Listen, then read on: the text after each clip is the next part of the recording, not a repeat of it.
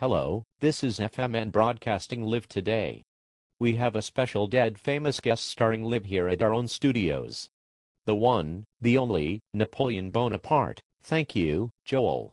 I have decided to tell you my life story at the short time we have. I'll start by telling you where I was born. On the island of Corsica in 1769. I went to the military academy in Paris, a great achievement for me. Thank you, Napoleon. Can you tell us what you were studying? Well, Joel, I was fascinated with artillery and their importance in winning a war.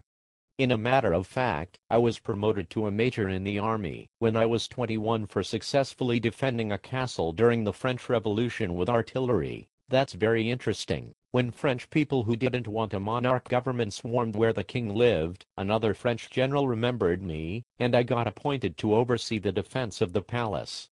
When the royalists were going down one of the alleyways to Attic, my cannons opened fire, scaring them away. My actions went down in history as a whiff of grape shot. Can you tell us what grape shot is? Grape shot are tiny cannonballs within a larger cannonball, and when exploded, the mini balls scatter around, killing or wounding many. Weren't you dictator of France? Yes. After the revolution, I was very popular and became supreme ruler. My first major conquest was in Egypt. I took it over and sent back monuments and massive obelisks. The farthest I went was close to modern-day Israel. It might sound inhumane, but I poisoned my troops that were wounded to spare them death from starvation or thirst in the desert. When I returned to France, I was hailed as a hero. That sounds pretty exciting. I also invaded Italy and took over many major cities, crossed the Alps, and my influence, both cultural and militaristic, expanded greatly. We couldn't have crossed the Alps without the help of a small boy. He didn't know who I was, and led me and my army across the mountains. Once we crossed, I asked him what his one wish would be, and he said to own a flock of sheep. I sent him back and granted all of his wishes before telling him that I was the great Napoleon. That's amazing. Not many people could do that. I declared war on many countries in Europe with my ally Austria. I took over Turkey, Germany, parts of Russia, and many other countries.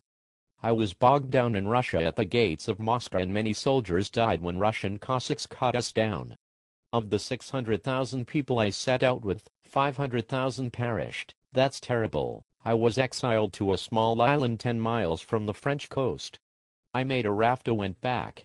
When I landed, the new king sent a battalion of troops to capture me. When they saw me, they threw down their weapons and kissed my feet, awed by their old dictator. I gained supporters and overthrew the government and rose to power again. I started another war, but this time I was defeated at the Battle of Waterloo. That's really sad. The people of France exiled me again, but this time I was sent to a distant island. Rumor has it that the Icelanders poisoned me, but I can't tell you that. That was a sad but great story. Well, folks, it looks like we are out of time. Thank you, Napoleon, for visiting us. It's my pleasure. Well, goodbye for today.